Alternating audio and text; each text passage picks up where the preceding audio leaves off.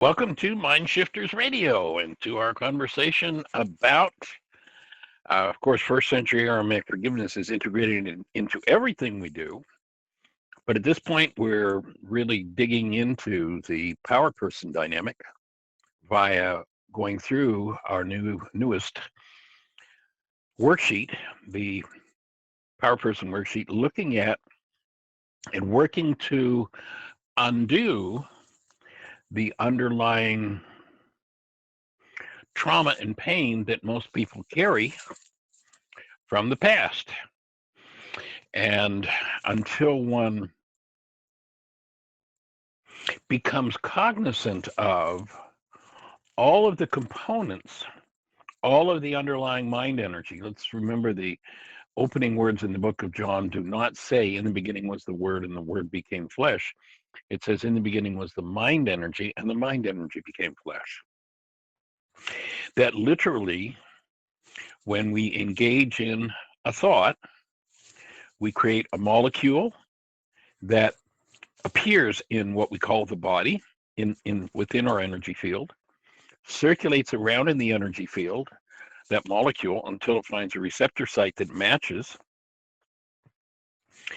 and then integrates itself into the cell as. Now, I'm not sure anybody has ever tried to estimate how much chemistry needs to move, how much mind energy that appears in the form is what we call chemistry, needs to move in order to create a whole perceptual world based on this power person dynamic. But here's what I guarantee you.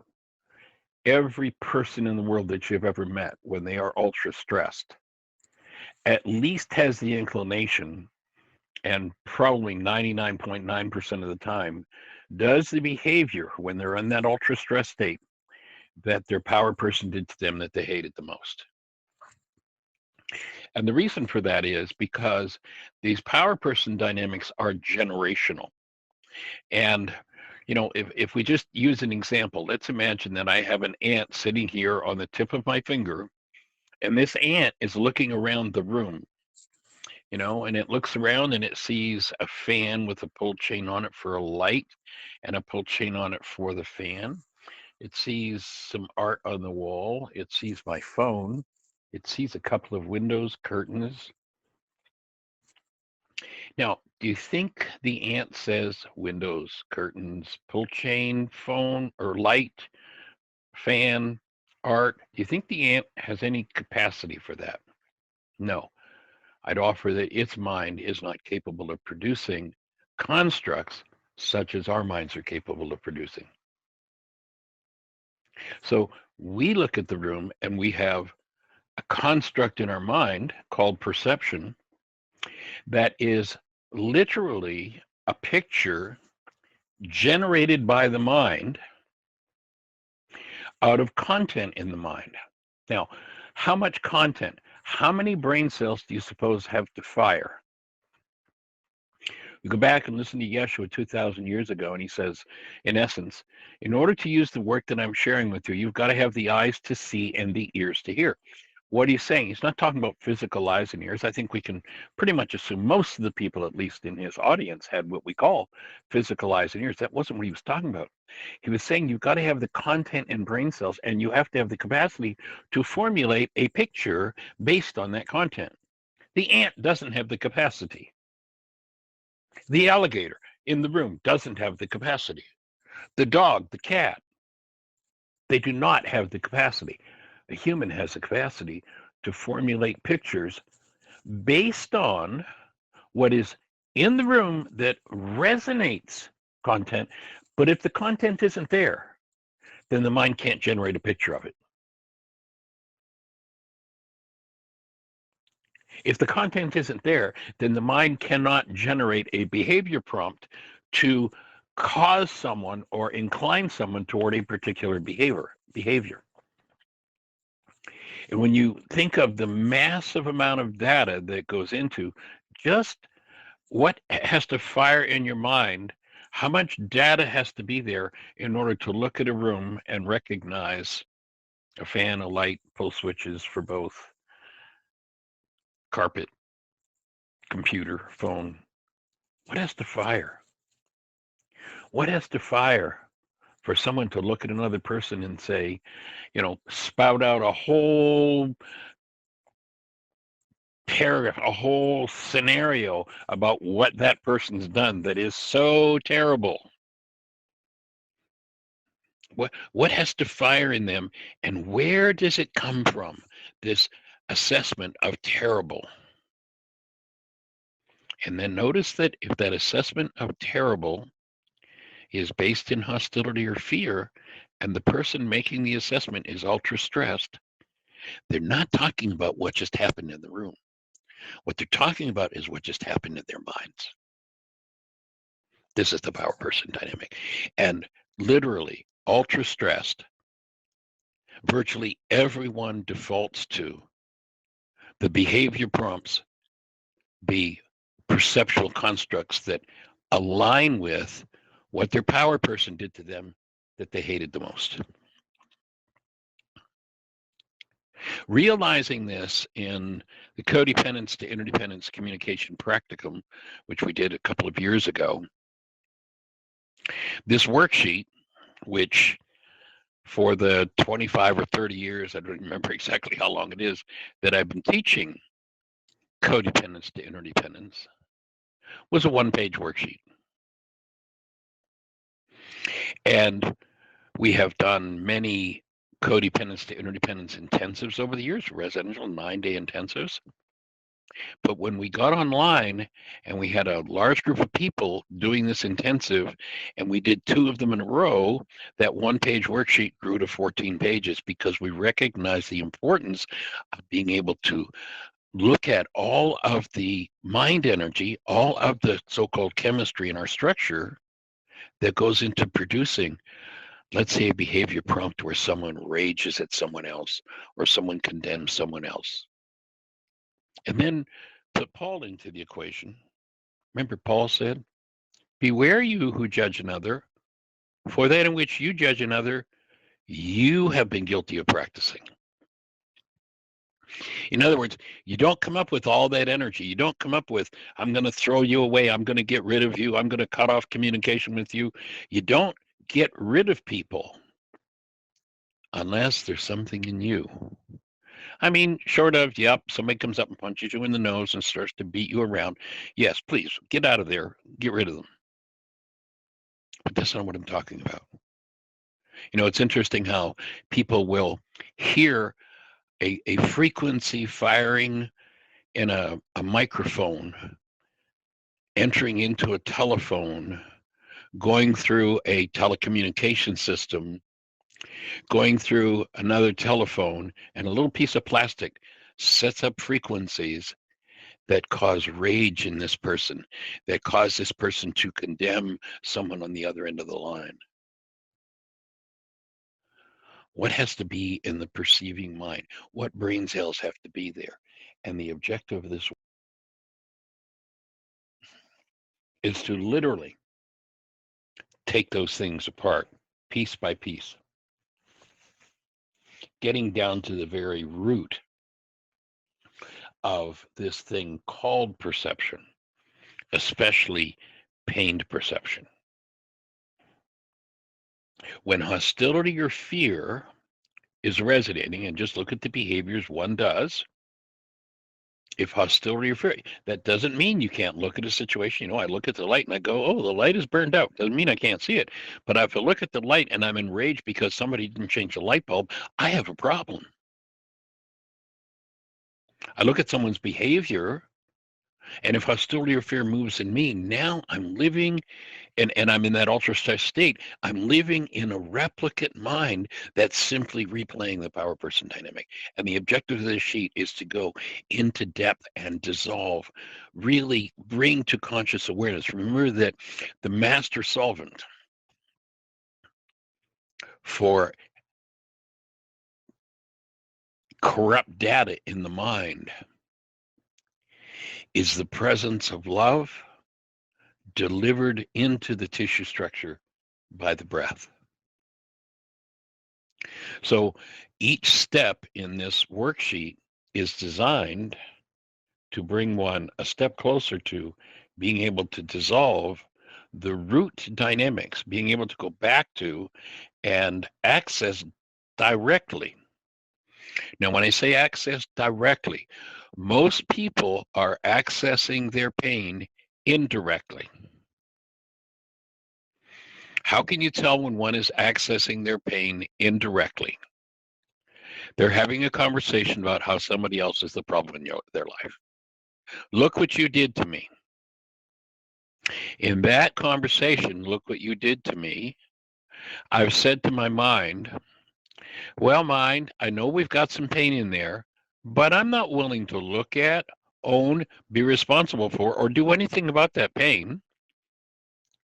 Here's what I want you to do, mind. Here's what I want you to do, evidential device that uses 9 bits of data out of 10,000 brain cells firing. I want you to use this pained, energetic dynamic in myself and build a picture of whoever it is I'm focusing on out there and blaming and separating from and throwing out of my life. I want you to build a picture of them. So notice the person who does that is still in direct touch with their pain, but they're not in touch with it directly.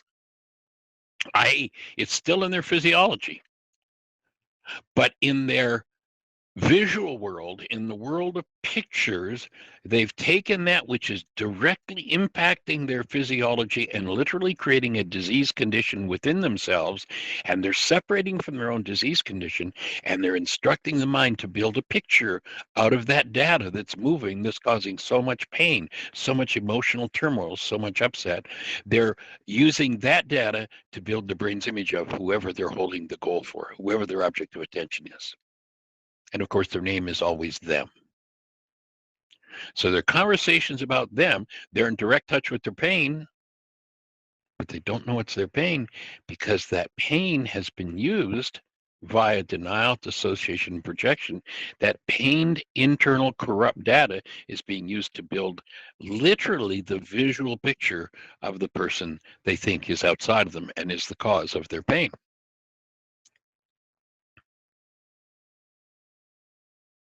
And what we're looking to do is to collapse all of that and to look at every aspect possible of unconscious, dissociated mind energy that allows one to be in all kinds of pain and trauma and do all kinds of crazy behaviors, insult, assault, all kinds of crazy things, make judgments about, condemn people, the whole thing, and never see that it's coming from their own tissue structure. Only have these pictures that are projections. So we're looking to undo the projections. That's the whole objective of this work. So we completed Friday with step 8 of the process, and we've been looking at the power person. There's a whole list of power person dynamics that we've gone through already. If you missed those, then Jeannie's got those shows up on our YouTube channel. If you go to YouTube and type in Michael Ryce, you'll be looking at our channel, and then look for the Power Person series. I'm not sure, Jeannie, are those in a special folder in the our YouTube channel? Anyway, I'll wait for Jeannie to drop. She dropped us a note.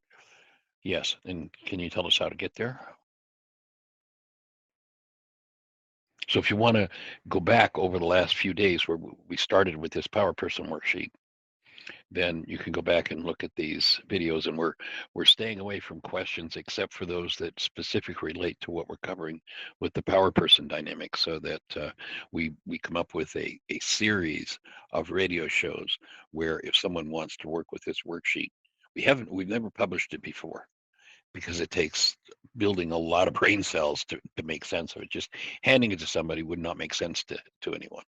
So we've only made it available to date to those who were part of that codependence to interdependence communication practice, which, by the way, if you want to do that, it's available as a self-study standalone program that you can do yourself online. But we're looking to create a workshop, or pardon me, a radio show series that will explain this worksheet so we can publish it, put it out there, and say to people, here's where you get the here's how you build the brain cells. Here's where you get the information for understanding how this worksheet works. So one of the last principle we covered, and I want to reinforce it because it's such an important one, is that, and this is step 8, have I ever done any of these power person behaviors? Remember, under stress, there are only 3 behaviors. Once a power person dynamic has been instilled in someone's mind, and it usually happens by about the age of 4, you'll notice that the child by the age of 4 is already a card-carrying member of the one world universal religion of blame. When their stress is up and the chips are down, i.e., oh, I'm in trouble, what do? They start talking about someone else. The blame game. And so one of the things that happens when one does a power person behavior is they have a different label for the behavior when they do it than the label they had for when their power person did it. And we give the example in the worksheet itself. When my power person criticized me, I called it abuse. When I criticize, I say, I'm just trying to help them. So notice the mind makes an excuse for, along with projecting all of the pain content from the past that's been unresolved. And the objective here is to resolve that, is literally to remove that information. So there are playlists, Jeannie's saying, in the YouTube channel. Just go to Michael Ryce, RYCE, and there's a playlist, Power Person and Pseudo Solutions Dynamics. So that's where you'll find it if you want to catch up on what we've covered so far.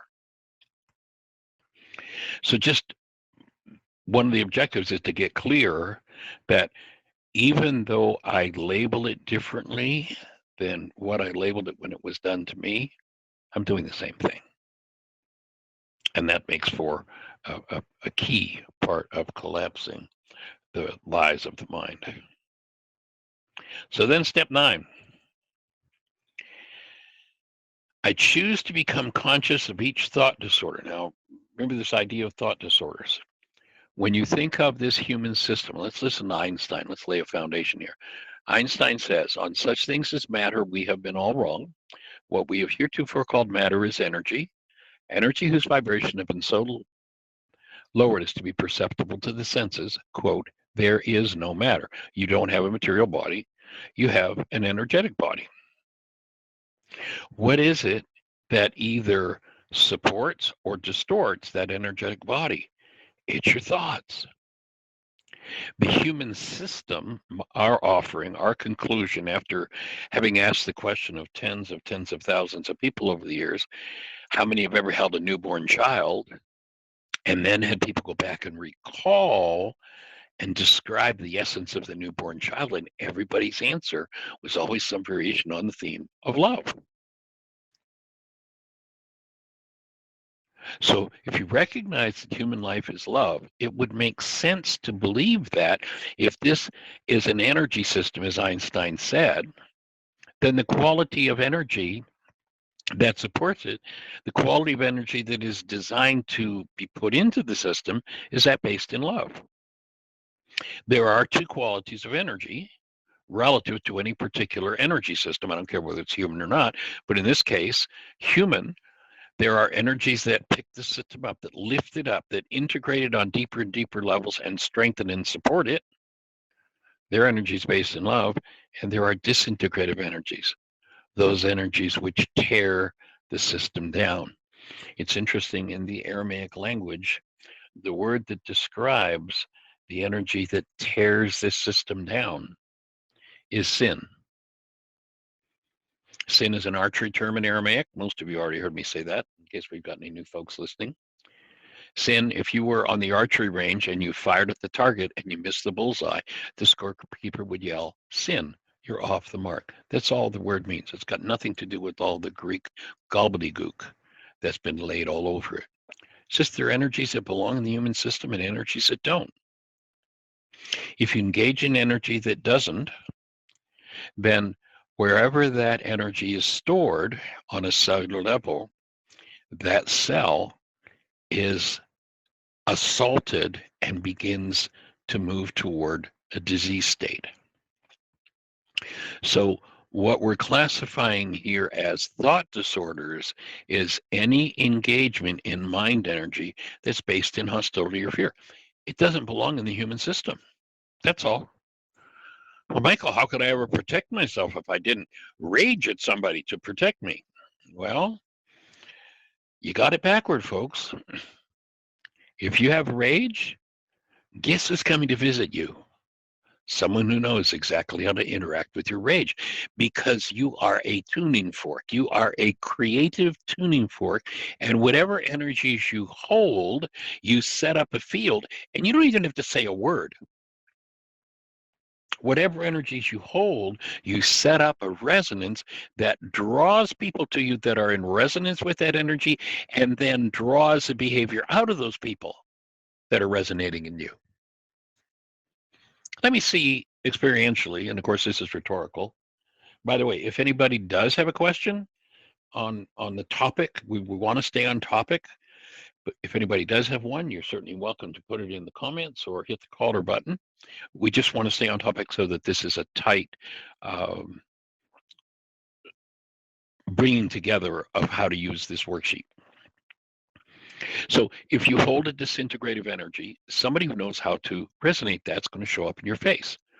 Now, let's just see if we can prove that that's true.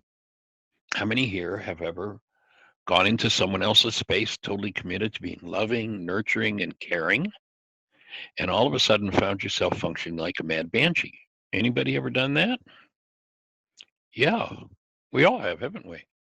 Well, what happened? I was committed to being loving. Here's what happened.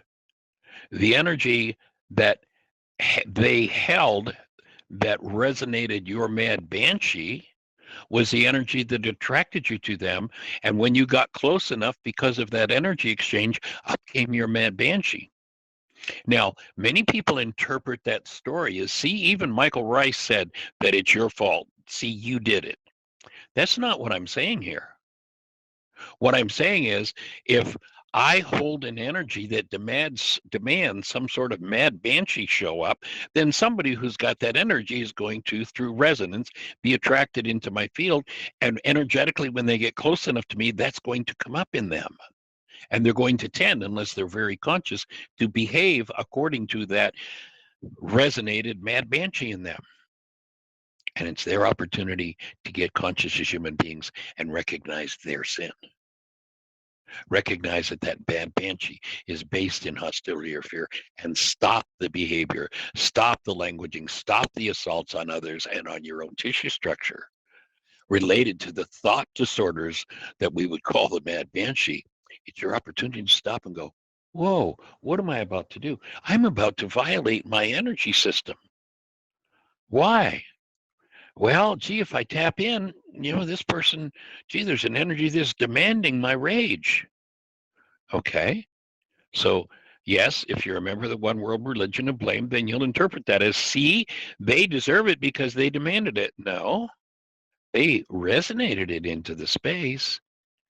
And if you choose to be a really true human being and you recognize you have a mad banshee, you're going to own it, and you're going to stop talking about everybody else, and you're going to do your forgiveness work. And the person who attracts the mad banshee is going to do the same. So step 9 is a choice to become conscious of each thought disorder based on the power person messages I received or made up about myself and others. So remember, we talked yesterday about 2 types of power person messages. One is the active power person, where that person actually said to me, you are a real, whatever the descriptor was. It's usually something along the lines of, you're broken, there's something wrong with you, you'll never be good enough, you'll never be worthy, whatever the dynamic is. So that's the active power person. Then the passive power person, one observes, and this can be a 4-year-old observing the power person's behavior. The child's in survival mode, and they make up a story about themselves. that story will usually be a replication of a generational. My best guess is it's going to be a replication of a generational power person message when it's given to self by self. And again, it can be about oneself or about others. So an example of that might be, there's something wrong with me, I'm broken. What kind of message might it be about others? It might be, people are incapable of functioning as love. People rip me off. If those power person messages exist in you, whether they were actively given to you or passively, internally self-generated, when they come up, it's an opportunity to own and forgive those errant thoughts, as opposed to just go play them out like that's how life is supposed to go. When I own and forgive as to these errant thoughts, those thought disorders at the root of any pain-based perceptions, the pain-based pictures in my mind, over time will become unwound. And over time, as I do this work, and people hear about this and go, "Wow, yeah, I'm ready to be done with this tomorrow. Yeah, I'll take it on. I'll do this work. I got $5 in 5 minutes. Tell me everything you know." Well, I got news for you. You are not going to be done with this work in 5 minutes. You are not going to be done with this work in 5 years or 15 or 20. It is a process.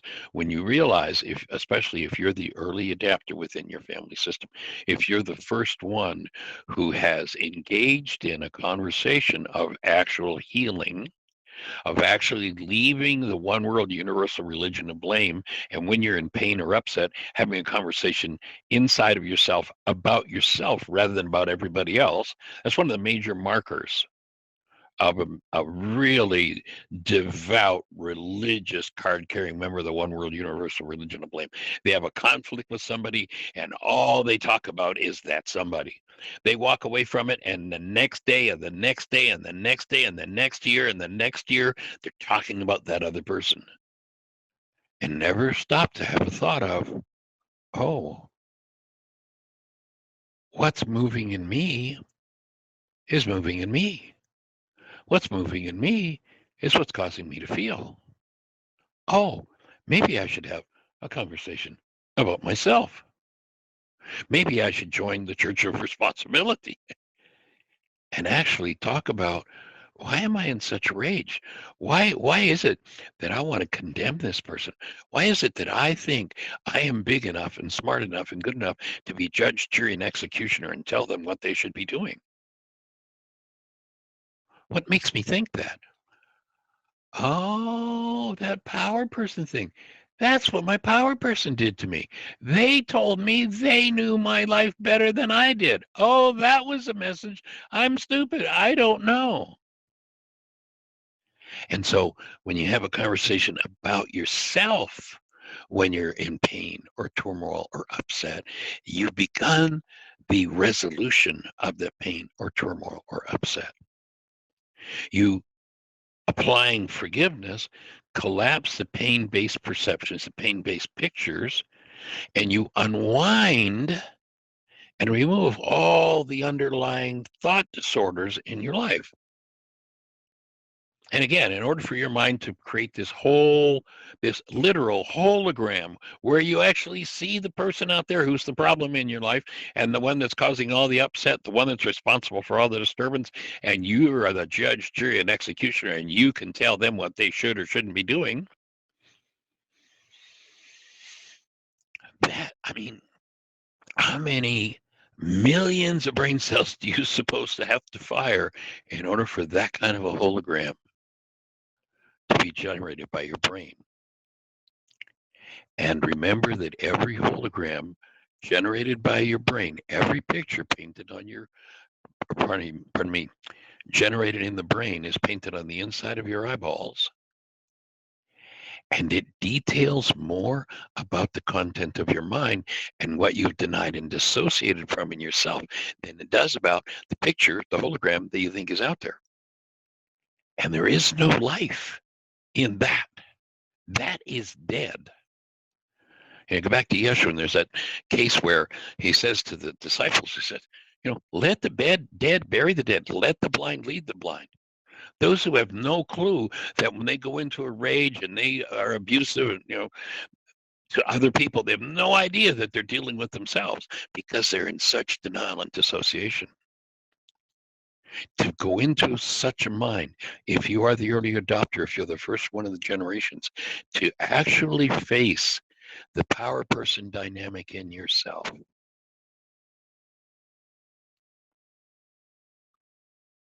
is a monumental piece of work.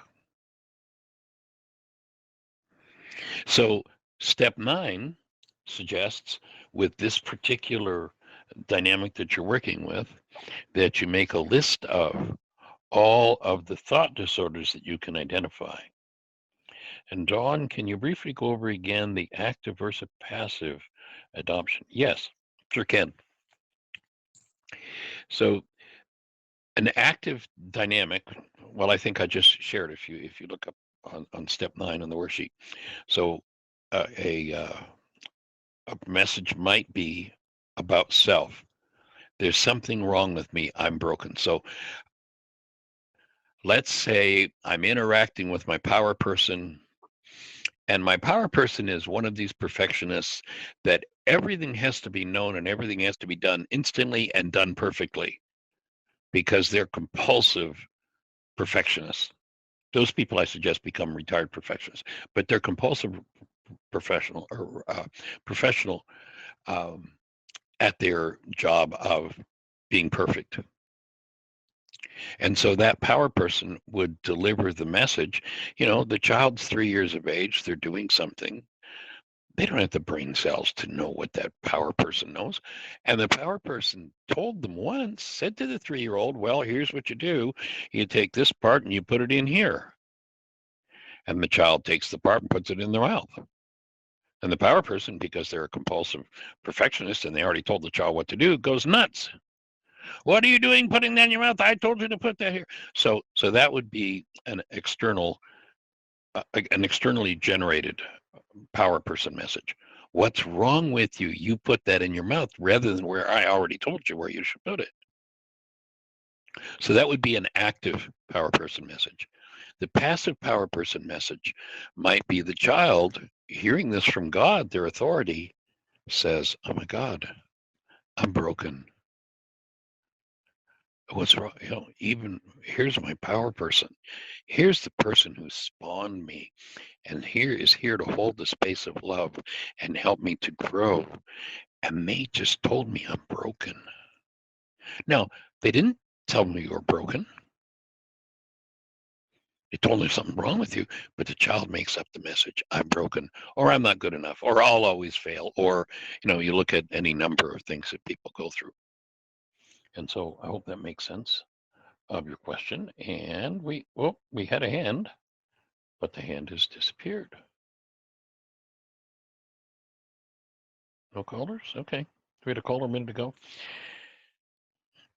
So Don, I hope that that gets the clarity between an active power person message, there's something wrong with you, the passive power person message. So the active power person message, there's something wrong with you. Bingo, that's it. The passive power person message might be a multitude of sins. It might be, I'm broken. I'll never be good enough. Nobody will ever accept me. Nobody will ever approve of me. And if that's the message one receives, then that's going to play out for the rest of that person's life. I don't care if they're 90. You listen to people at whatever age, and they're still talking about how they're not good enough. That's an example of an active and a passive power person message.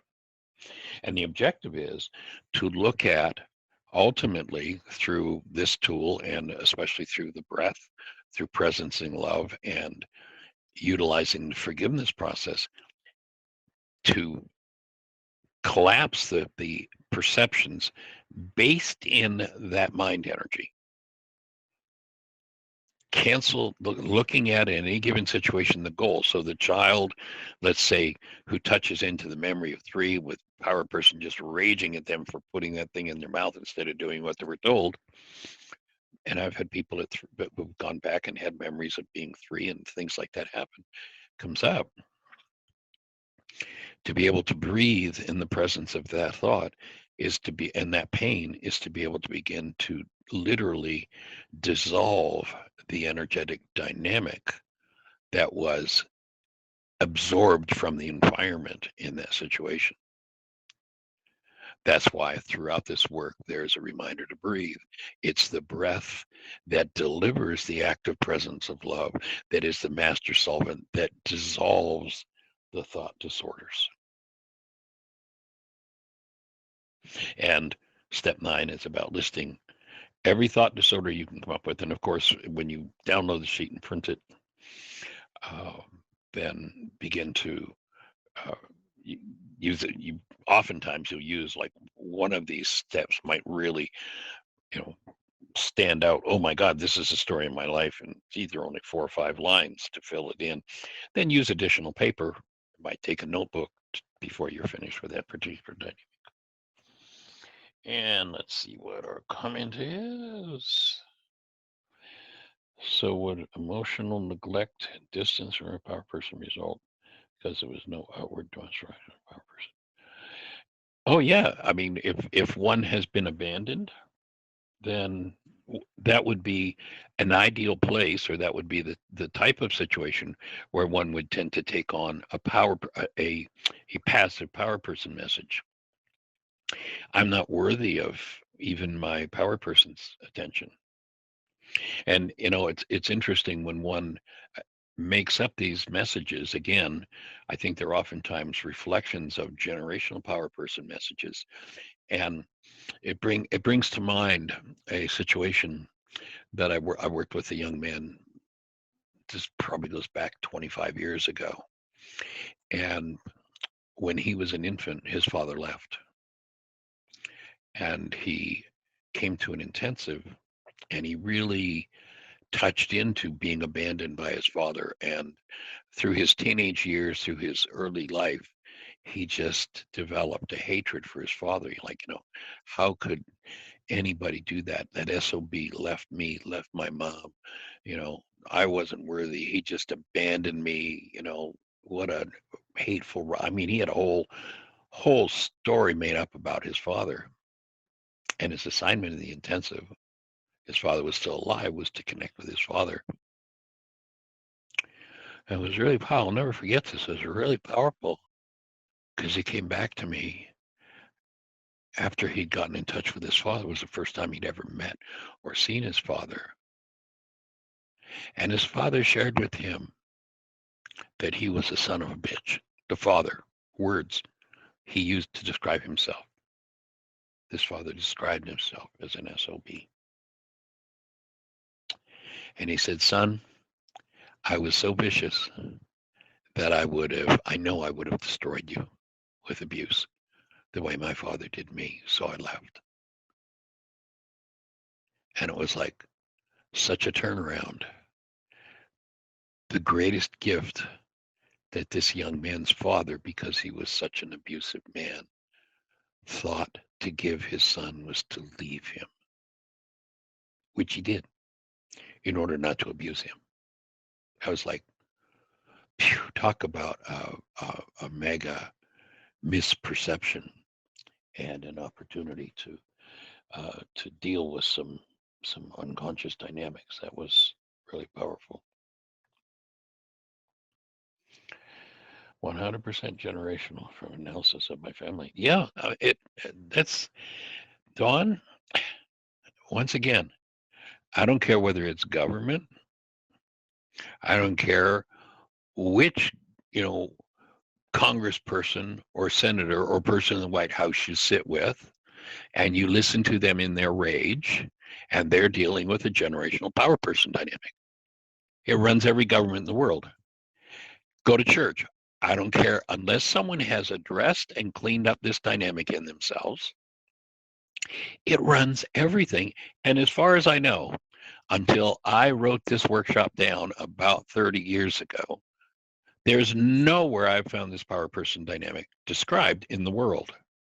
But my offering is until one confronts and undoes that dynamic in themselves, it will be passed from generation to generation to generation. It runs every business, it runs every government, it runs every family, it runs every community. When the stress is up and the chips are down, here's what happens.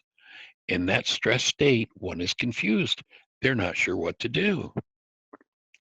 They have a God in their mind, and the God was their power person. If they're ultra stressed, confused, and don't know what to do, unconsciously they look into the unconscious and say to themselves, in essence, in a circumstance like this, what did my power person, my God, do to win over me?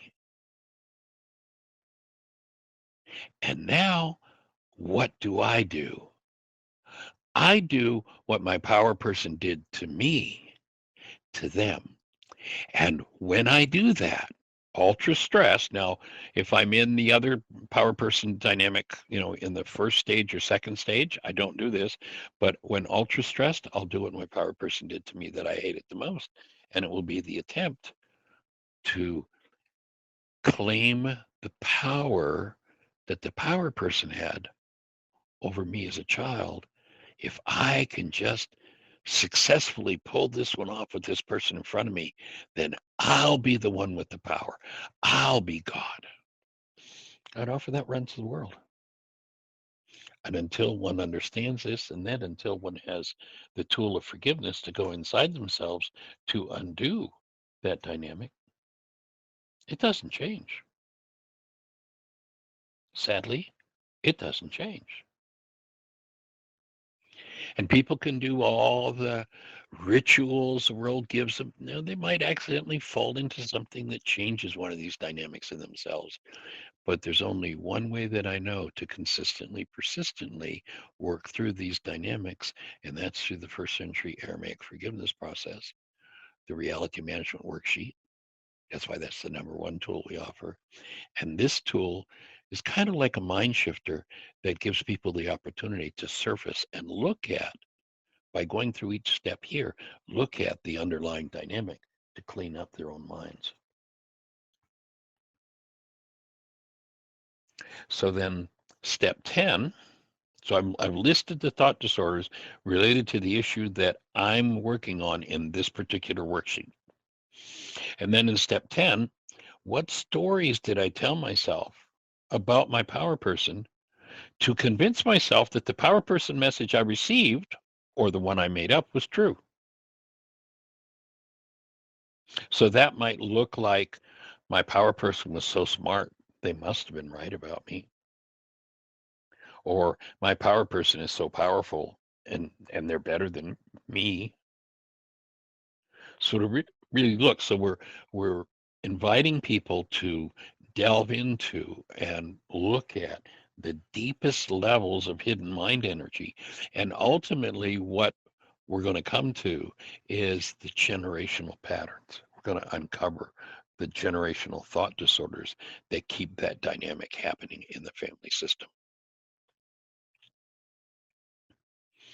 So that's, what story did I tell about my power person? Then step 11 is, what stories did I tell myself about myself to convince myself that the power person message I received, or the one I made up, whether it was active or passive, what did I tell myself about me? So that might be, I'm so stupid, I deserve to suffer, I'm a bad person, so I do. And this would be a really important part or place to shift over into the reality management forgiveness process and begin to dissolve those dynamics within one's own mind. Again, the whole objective is to uproot, just like we do with the mind shifter, the underlying hidden mind energy that nobody wants to look at because there's pain attached to it. When that energy starts to move, literally, when that energy starts to move and hit the cell cries out in pain. And that's when most people dissociate from that pain by telling stories about somebody else and pretending that it's out there. So they can convince themselves with this false picture in their mind's perception that the problem's out there, and live in total denial that the problem's obviously in here. I'm the one with the pain. If I'm the one with the pain, clearly I'm the one with the problem. If they were the one with the problem, they'd be the one with the pain. Now, they may have a problem and they may be in pain, but while I'm in pain, what their problem is none of my damn business. I need to go in and do the work that I need to do to clean up the way my mind constructs the world that I see.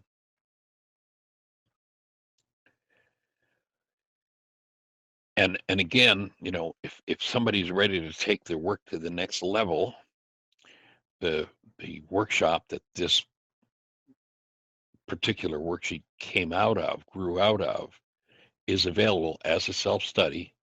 There's actually 89 hours of video in 2 online codependence to interdependence intensive communication practicums that we did. We actually did 2 of them back to back. And so all of the teaching, all of the conversation, all of the processing, all of the questions, all of the tools are laid out in that 89-hour workshop. So it's a self-study. It comes with personal code evaluations. So if somebody wants to do that, the cost of the whole program is $600. So if that's something you're ready to do, drop Jeannie a note, JEANIE at WHYagain.org, and let her know, give her your contact information, name and phone and such, and we'll be in touch and get you set up to do that. And or if you're really ready to take your work to the next level, we are doing a 9-day Why Is This Happening to Me Again intensive, the 23rd through the 31st of May here in Bristol, Virginia.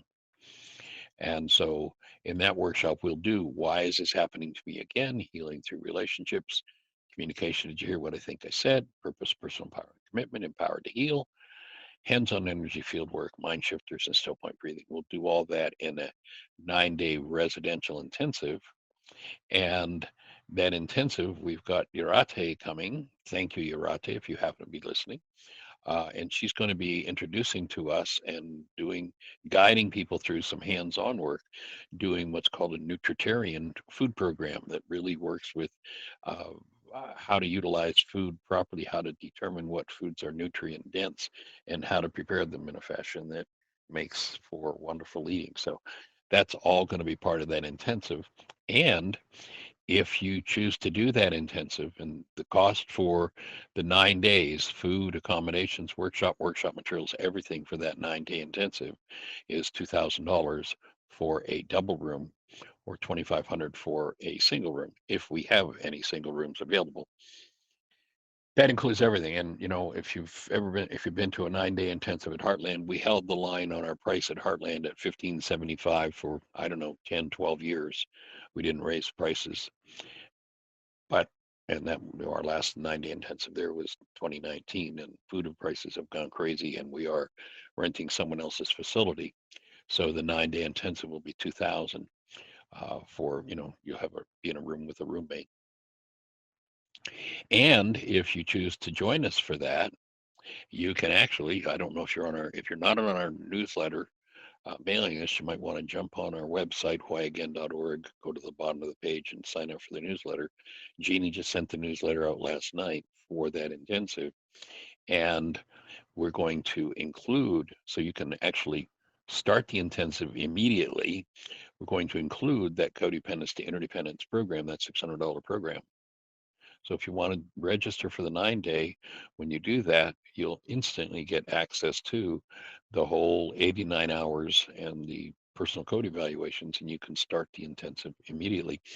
If by chance you have already bought that 9-day codependence to interdependence communication practicum intensive to self-study, and it's a $600 program, if you bought it, we'll credit that $600 toward this intensive.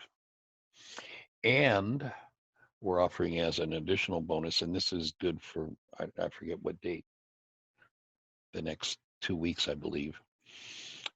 This will expire, but we'll also include a full set of 21 DVDs of all of our workshops on with a streaming link, and that's a package that's normally sells for $420. So those two things are included with registration for the 9-day Y intensive. If you choose to come and join us, we'd love to have it.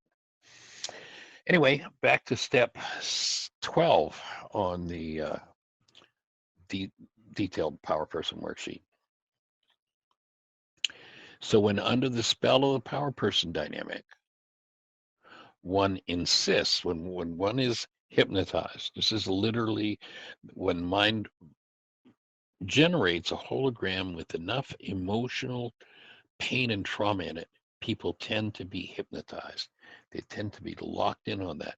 They actually substitute that brain generated construct for the world of actuality. And sadly, one of my early mentors used to say 700 million people live and die every century and never know they've even lived. They never wake up beyond the perceptual constructs in their mind and never recognize that the perceptual constructs of their mind are simply replicating the dynamics of the past. So they've never actually been alive. That's what Yeshua was referring to, the dead buried by the dead, the blind led by the blind. Asleep in the constructs of the mind, thinking that the mind is life and is showing them what's happening out there, is being spiritually dead. So most people are literally in a spell. So each one stuck in those perceptual constructs is like, this is it, this is what happened, and that's all there is to it. Well, if you've ever sat in a courtroom, maybe you were one of the people who witnessed the accident and you listen to 6 different people testify about the accident, and you wonder if any 2 of them were at the same accident because their constructs, their perceptions are so different. So when one's hypnotized by this dynamic, it's absolute. My perceptual construct is 2, that's it. However, when I honor truth fully and actually look at the facts, is my mind's construct really provable? Is the conclusion I've generated by my mind, in my mind, really true? What, in the actuality of the situation, if I allow it in, would support me healing my underlying thought disorders? So that might look like when I tell myself the truth, I see that this person really has supported and been true to me. So that might be an example of, someone who's accusing someone of betraying them. And when they really look at it, when they really assess the facts, they realize, my mind's lying to me. And so the objective here, pick a painful construct my mind showed me repeatedly. So this particular step is kind of a general, pick a circumstance or a particular reality that you face often, a thing that I tell myself repeatedly. So it might be something like, this is an adversarial relationship I need to escape. And do some experimentation here. So you might shift from, I need to escape because they're the problem, and you might start to try on some different possible realities. Might be something like, I'm experiencing a very old pain pattern here.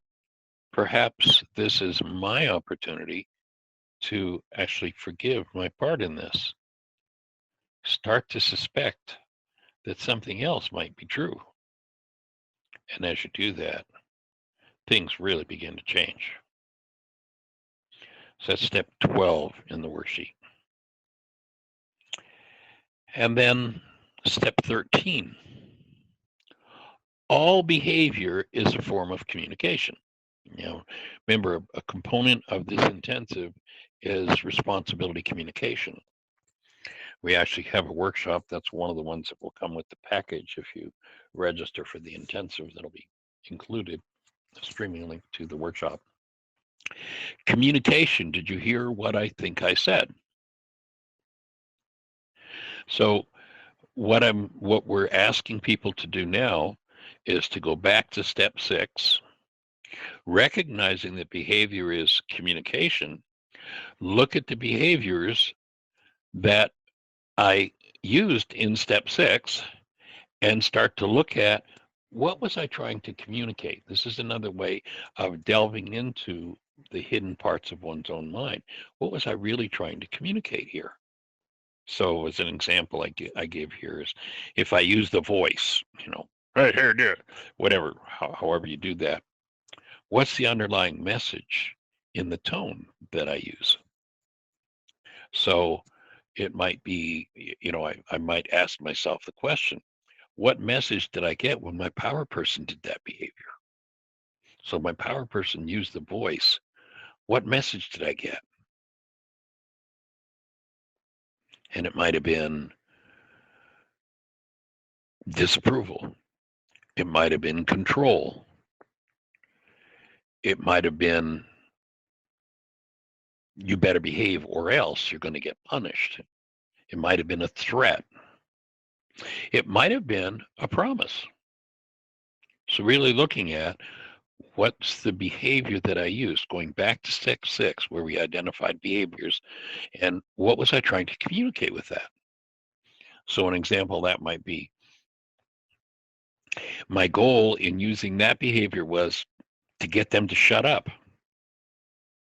so that I don't have to deal with my hurt and I can feel safe.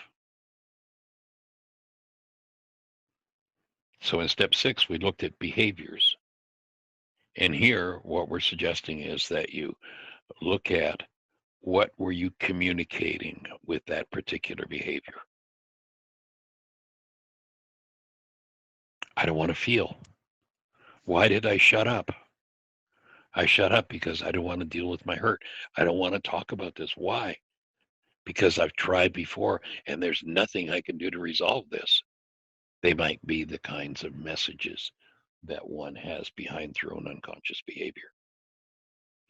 So if you start to look at, do an assessment of all behavior in your life, especially the behaviors that don't get the result you want, to really get clear about what you're trying to communicate.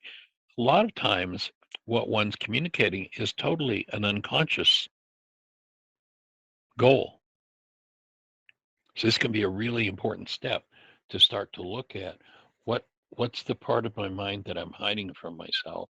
What's the part of my mind that I need to heal here? So my goal in using a behavior was what? So that I can what? And what relates to feelings here? And so that's step 13 in the worksheet. We're about halfway through the process. So we'll be continuing with this tomorrow. And we're honored and appreciate the fact that you joined us for the show today. Probably within the next 24 hours, this show will be up on our YouTube channel. By the way, if you listen to something on YouTube, if you would really be appreciated if you would check, or pardon me, just click a like on it and join the channel. It doesn't cost anything to join the channel, but it does support us in the results that we get with Facebook, or pardon me, with YouTube. So if you click like, and also, copy the link if there's something that's particularly meaningful to you, and there's someone you know that you could share it with, pass it on. In the meantime, create the best year yet of your eternal.